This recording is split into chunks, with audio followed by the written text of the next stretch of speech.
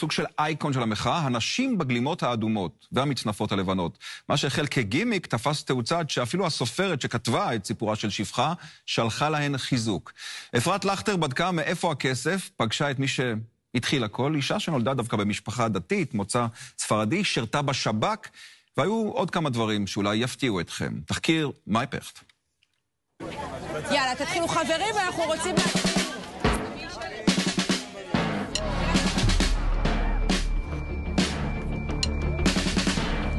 מחאה בנויה על סמלים. תמונות שנצרבות שמניעות אנשים לפעולה. והתמונות האלו של מאות נשים בגלימה אדומה ומצנפת לבנה הפכו לדבר שאי אפשר להתעלם ממנו.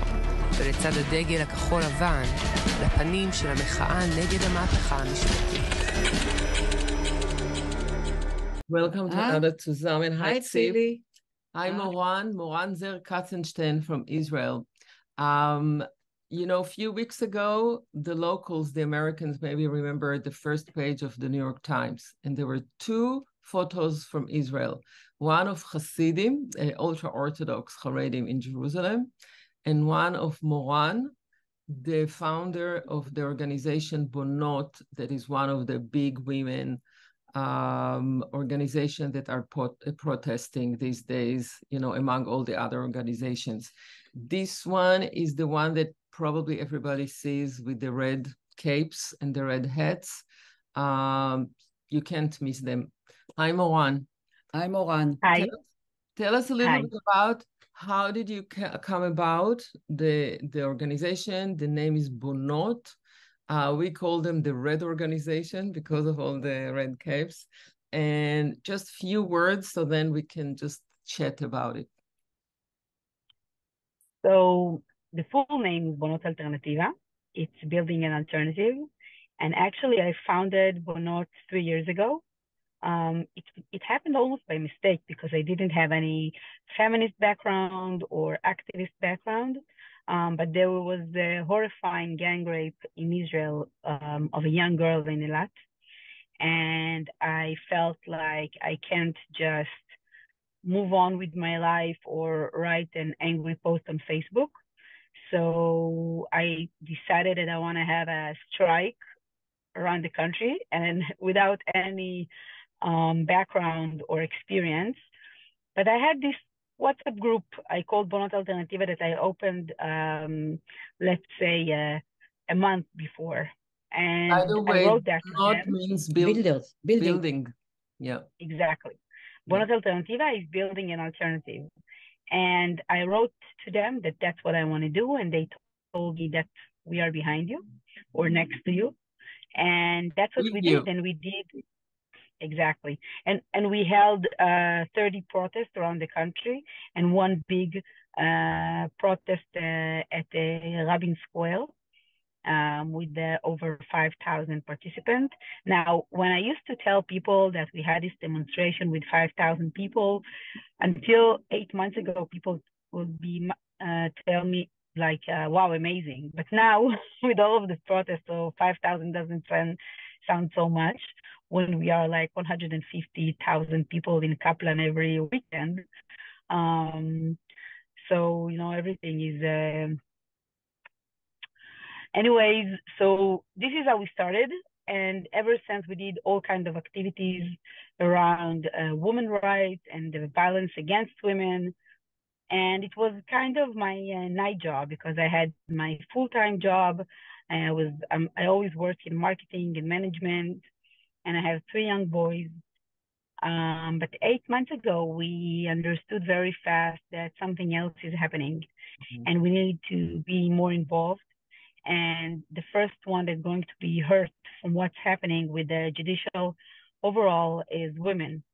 And ever since we are here, and we grew very fast and very wide across the country. And right now we are over 100,000 women around the country with, we are in over 80 cities in Israel and 50 cities around the globe, with Israeli women around the globe. And actually this is my full-time 200% work right now, building the organization, moving it forward, working against the judicial overall, but we're doing also a lot of things. Moran, why red? Oh, what do you mean? It's like the shfachot. It's like the. No, I'm asking why red? It's based on the book. So actually, I chose the color red 3 years ago. It's not like it's new. The Handmaids are red as well, but Yeah. It's not like we are red ever since the Handmaids, because the Handmaids protest displays just half a year ago, 6 months ago. And you know that ultra-Orthodox women are not allowed to wear red. Right. And there is something, their there is colorful scale is very limited to unattractive colors, yeah. So it will not attract the men. Yeah. But looking back, we always had, not only in Israel, but we thought Israel is kind of advanced, but for many years we didn't have enough female parliament member. Now it's really terrible. We didn't have a lot of CEO. Now it's absolutely terrible. There was always gap in the salaries. Violence against women, we know it's there quite a big time. But I feel that you are needed because something really changed in a big way, almost sinister way, horrifying almost, in the last, since this new, whatever they call it, הפיכה משטרית. I use it in the revolution. The revolution. Judicial overall. Right.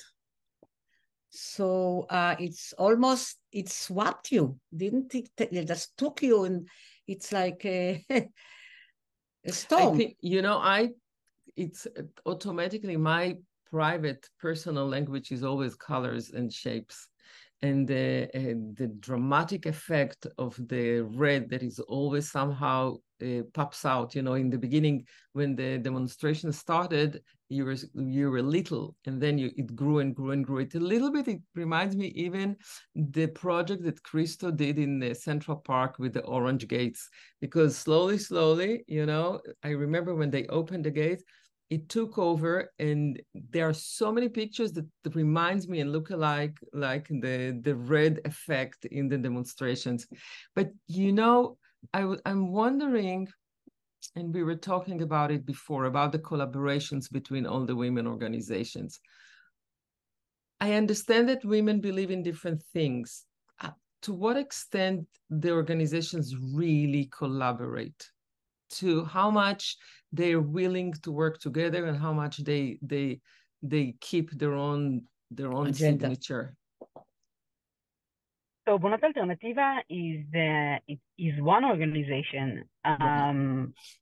So there is a lot of women from all sectors, religious and not, and secular, and also right wing and left wing, and Orthodox and ultra Orthodox, and settlers also in Bonot Alternativa. And eventually we're talking about very basic universal truth.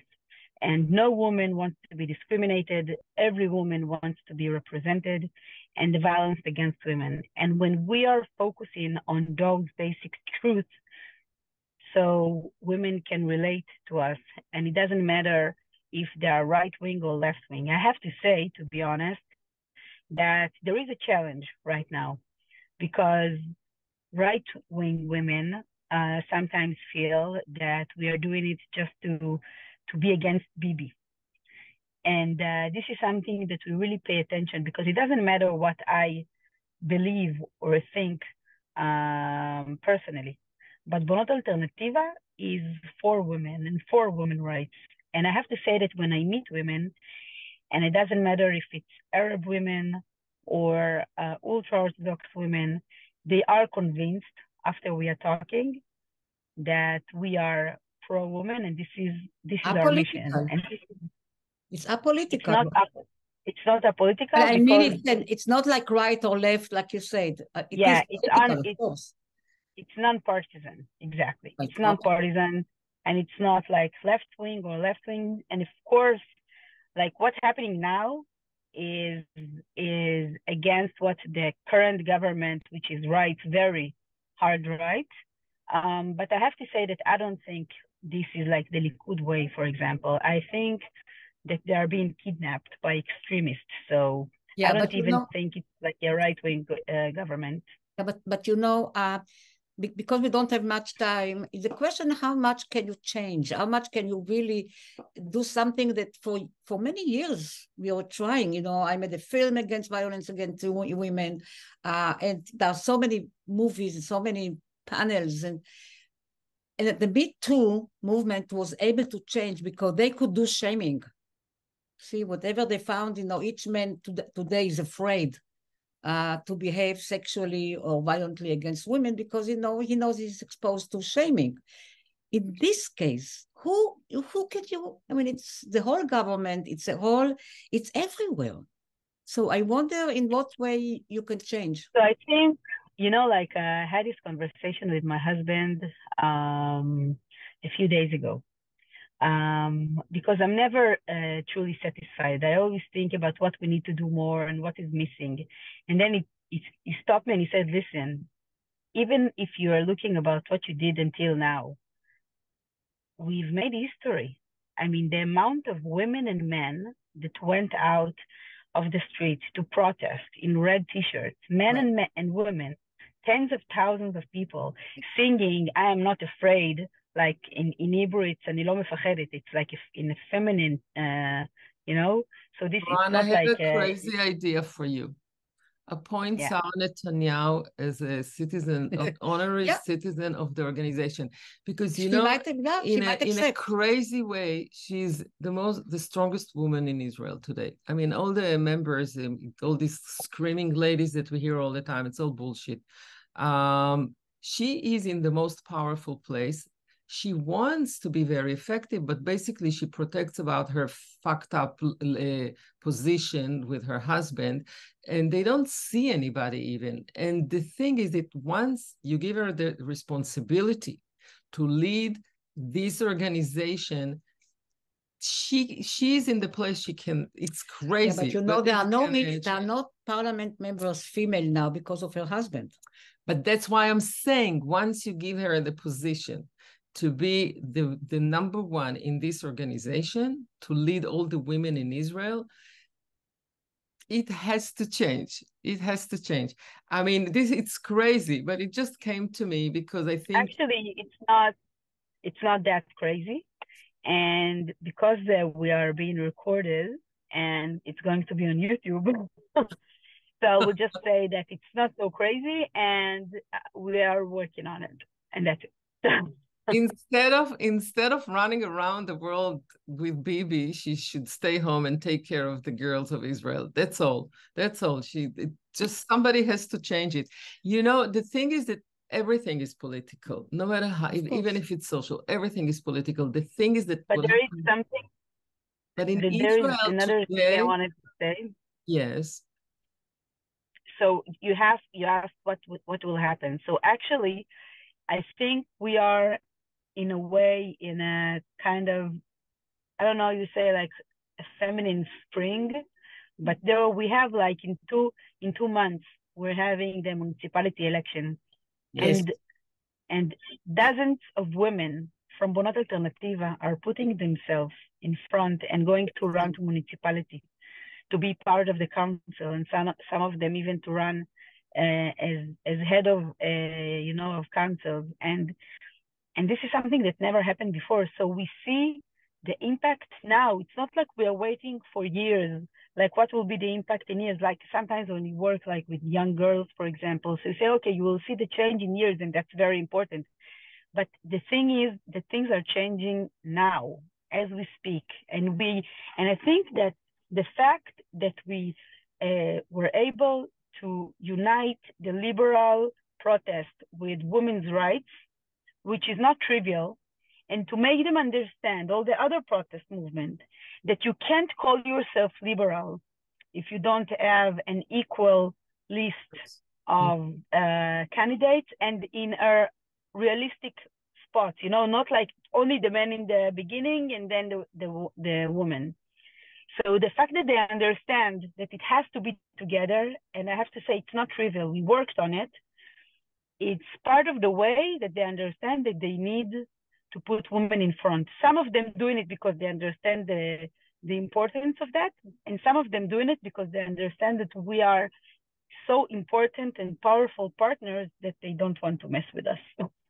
But you're also starting educational system for teenagers, girls. What do you want to teach them? What do you expect from them? How do you want them to carry it on? So yeah, we have a group of young girls, and I think what I want to inject to them in a way is the Bonot Alternativa way of thinking. That in Bonot, you don't just say, okay, this is how it is, or this is life, or it is what it is. There is always a way, and when you have an army of women that is going to step with you, so you're not afraid anymore because you have your clan, but you have a big one. So this is something I want to give to those young girls. And we also have the same activity with students. And what we're going to do with these young girls that when you are 17 in Israel, you can vote for municipality. If you want to vote to the government, you have to be 18. But if you want to vote to municipality, 17. So it's so important to us to reach those 17 years old that are going to vote for municipality for the first time in their life, and maybe they didn't even think maybe they don't even know, and if they know, they don't understand why it's so important, and we want to reach them and to explain to them how it's going to impact their life and why it's so important that they will go vote and will be active. So this is one of our missions as well. It's really interesting that whenever you take a group of females, not with men, just females, something they can express themselves freely and they can build up, their personality.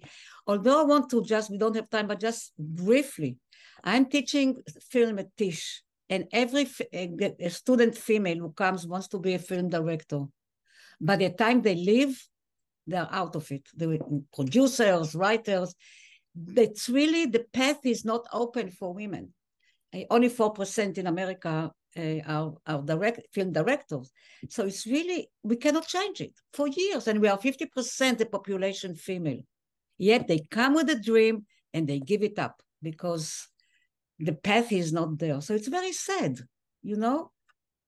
Moran, how old are your boys? Yeah.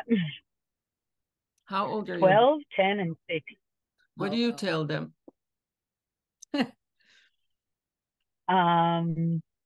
I think they're growing up into an ecosystem that they understand.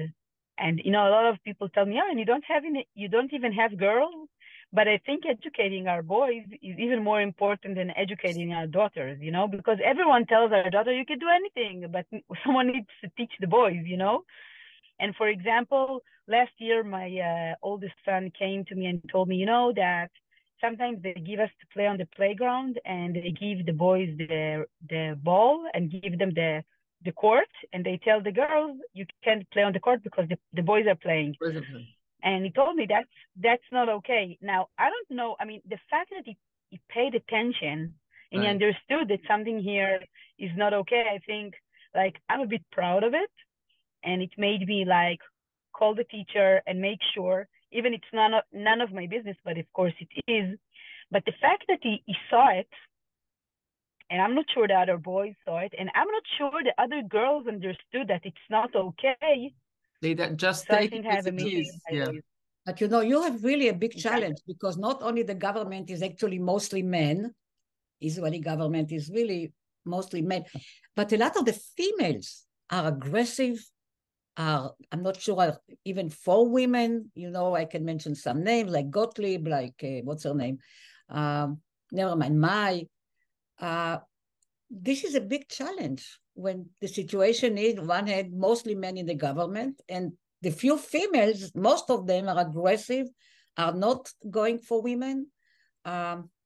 It's even worse than it was. And we don't talk even about the laws against women that they are doing every day.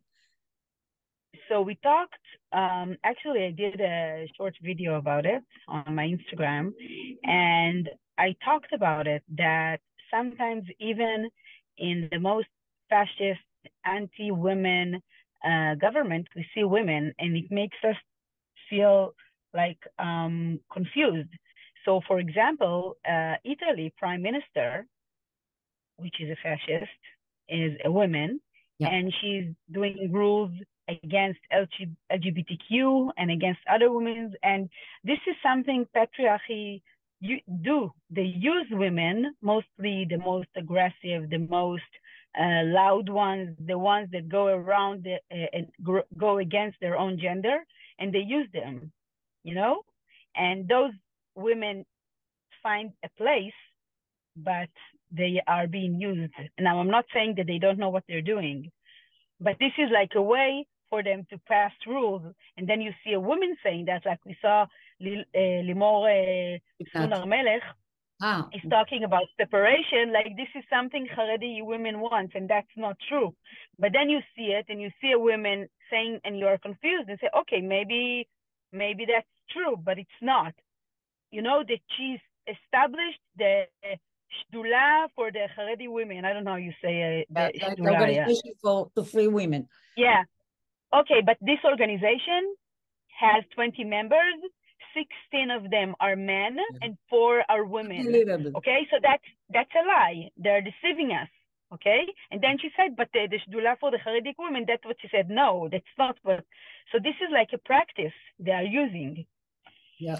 Moran, how do you see the organization down the road? I mean, socially, politically, where do you go with this? How do you want it to be part of the system in Israel? So first of all, I see it up the road. I'm kidding. But right now we are 100,000 women, and I want us to be 250,000 women. Mm-hmm. And I want women to have a political power in Israel. And right now we don't have any political power. And I want more women to have more economic power. And I think the way to do it is, as I said, with young girls, with students, and we need to broaden our reach with more communities like the Arab community and the Orthodox community. And I think that what Bonot does, it's not just telling people, women join us for our cause. Like we are doing like all kinds of meetings in women's house. And then like even Orthodox women are saying what they need. And this is what Bonot can bring you. What can we do for you? You know, how can we help you? And suddenly they found out that they can work as a group, you know, and this is something very powerful that Bonot gives women. Well, you have to run. Thank you. Good luck. We'll see you soon. Bye. We'll bring you again. Thank you. Thanks, Tzipi. Okay. Thanks, everybody. See you next week. Bye-bye. Thank you. Bye. אוי, שלום. טוב, אז מה אנחנו הולכות לעשות היום? 12:30 מגיעות כמה מאות נשים לקפלן פינת לסקוב. 5 בבוקר, מחסן ברחוב קפלן שתרמה אחת הפעילות במאבק. מורן מצטרפת אל החברות במטה הפיקוד שעה לפני תחילת המחאה. תופים ילוו אותנו ויתנו קצב לאורך כל הצעדה. נחליט כאילו בזמן אמת מתי אנחנו עוצרות. כשהחלטנו שכולם סיימו לבכות וקשה. מספיק אנשים ישראלים. אני פה בכיתי. אני גם בכיתי בבית. מה אני אעשה? אנחנו יצאנו לדרך וצעדנו 20 נשים בירושלים. לא הבנו את העוצמה של הדבר הזה ולא את הכוח של הדבר הזה. צריך להגיד את האמת, אנחנו הזמנו תקשורת, אף אחד לא בא. בשעה הזאת שצעדנו מבית המשפט העליון עד לכנסת, קיבלנו סיקור לא רק בכל מדינת ישראל, אלא בכל העולם, כולל וושינגטון פוסט ו-CNN וסקיי ניוז ואחרים, רק בשעה הזאת של הצעדה. וכשהגענו עד לכנסת, כבר ראינו בכל מקום. עד כמה זה גימיק ועד כמה אתם תמשיכו עם זה? יש המון נשים, כנראה רוב הנשים, שלא מתעניינות בפוליטיקה בשוטף, והרבה מהן אפילו לא מודעות למה שקורה בארץ ולסכנה ולאיום. הן ממשיכות בחייהן כרגיל.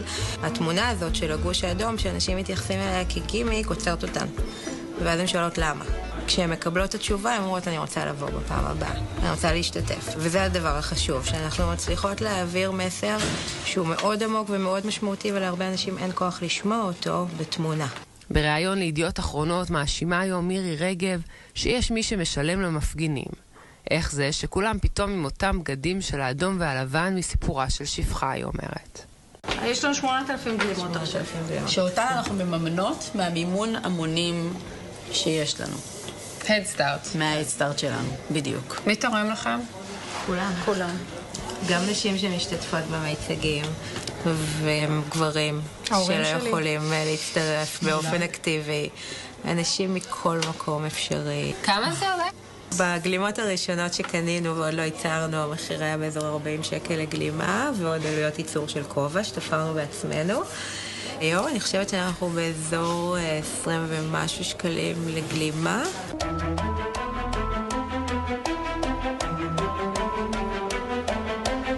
זו פעם ראשונה ששתנו. פעם ראשונה, ותראה, אנחנו מדברות ואני באמת רועדת. אני מרגישה את זה בבפנים שלי. אני דואגת לילדה הקטנה שלי. ילדה בת שנה, חגגנו לא מזמן. יש כל כך הרבה נושאים בוערים פה בארץ, שזה נראה לי מאוד הזוי, שהדברים הראשונים שהממשלה הזאת עושה זה לסדר את עצמם. מהקרקע בין מאות המפגינות קשה להבין איך נראית התמונה הכוללת. איך כל הבלגן הזה מתכנס לסדר מופתי, בדיוק לפי התוכנית של הבמאי שעומד מאחורי המיצגים, סנואו. הולכים לעשות איזשהו מצעד שהוא שונה מהמצעדים הקודמים שעשינו, במפגן כוח נשי אדיר כמחאה כנגד ההפיכה המשטרית. גם אבירם, בן זוגה של מורן, שותף למאבק ומגיע לכל המחאות. זה תכף נעשה מפגש מרגז. תיקח חולצות, שם יש ארגז ממול פייבר, תקשיב עד הסוף ותביא, כי יש פה מתופפים שאלה הם חולצות ואני אומרת להם לזוז. יפה מאוד לך מאבק אנשים, שתדע. כן? מאוד. בואו, חברות, להתחיל ללכת. תתחילו לצעוד.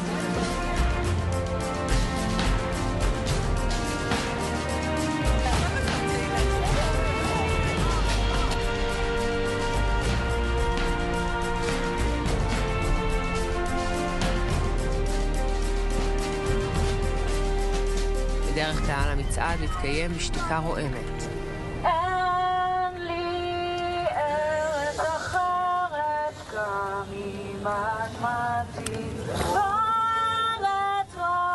הפעם הן החליטו לשיר. הזדהות עם הילדה אליאנה חיות שמנעו ממנה לשיר בטקס במרום הגליל, רק כי היה בקהל גבר חרדי אחד. יש הרבה אומנים שאנחנו לא שומעים אותם, והנה את בוחרת לא רק לקחת חלק באופן אנונימי, אלא לקחת חלק וללכת בראש של הדבר הזה היום. הרבה יותר מפחיד אותי מה שקורה ומה שעלול לקרות, ממה שמישהו יגיד. לא אשתוק כי ארצי שינתה את פניה.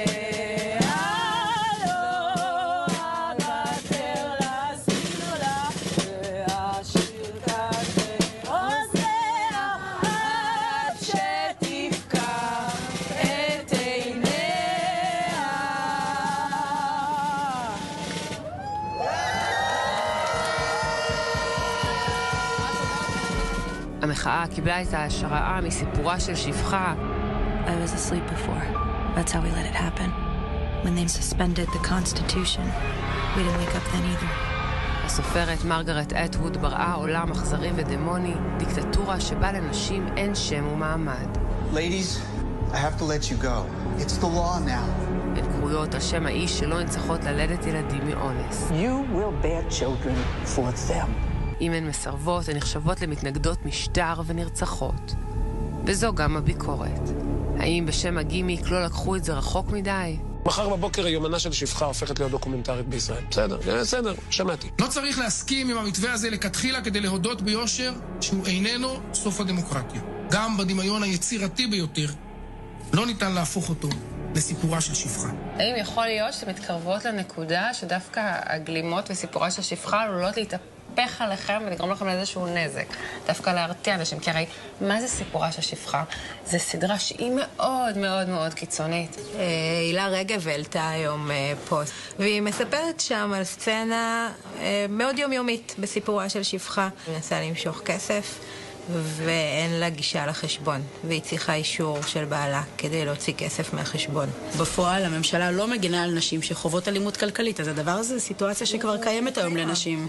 אני רוצה להקריא לכם משהו. נשים בשמלות אדומות מאוד, שגרות בשכונות לבנות מאוד, שאין בהן אף ערבי, אתיופי או מסתנן לרפואה.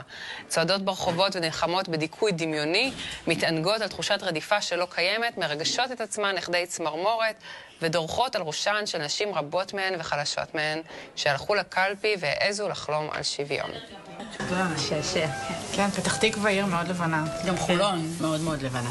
סוריה זה אשכנז. גם ערד מאוד. נתניה זה אחד הערים הלבנות שיש. גלית דיסטל, הייתי עוקבת אחריה ואוהבת את הפוסטים שלה, וגם תמיד הזדהיתי איתה, ופתאום היא כותבת דבר כזה. על בסיס מה את אומרת את זה? כי הרי את יודעת שהממשלה הזאת זה לא ממשלת החלומות בשביל נשים. אז מה, תגייסי את כל היכולות הרטוריות שלך, ולמה? ובשביל מי את נלחמת? ואכן, בניגוד לטענות, מחאת השפחות יצאה מזמן מגבולות תל אביב. עשרות מוקדים בארץ, מקריית שמונה ועד אילת. הערב, מוצאי שבת, אנחנו בנתניה. אני באה ממשפחה ימנית. הייתי ימנית בעברי, אני מזרחית. בהקשר לכל הדיבורים של כולם שזה מחאה של נשים לבנות פריבילגיות, לא. למה את החלטת לבוא? כי לא נותנים לנשים הזכויות שלהם, ואני רוצה שאני אהיה גדולה, ולכל המשפחה והחברים שלי יהיה טוב ונעים להיות בישראל. באופן כללי אני לא בן אדם פוליטי, אבל בזכויות נשים אני מבינה, וברגע שראיתי את החקיקה של בן גביר, זה כבר הטריד אותי. ברגע שדריה נרצחה, זה כבר הוציא אותי לרחוב. בעקבות הרצח של דריה לייטל, זכרה לברכה, החליטו מורן והמארגנות שבהפגנה שהפעם יוותרו על מיצג השפחות וקראו לאנשים להדליק נר לזכרה. היום אני חשה בעיקר כאב. יודעת מה זה לחיות בבית אלים? והכאב הוא על הרצח הנורא של דריה לייטל. בהפגנה, במוצאי שבת את דיברת גם על זה שאת מכירה את הנושא של אלימות מהבית. אני חושבת שיש דברים שחוויתי בבית, שהבהירו לי איך אני לא רוצה שהדברים יהיו אצלי. זירת המאבק של מורן נעה מהרחובות לכנסת. היום היא כאן בדיון בוועדה לביטחון לאומי על חוק האיזוק האלקטרוני.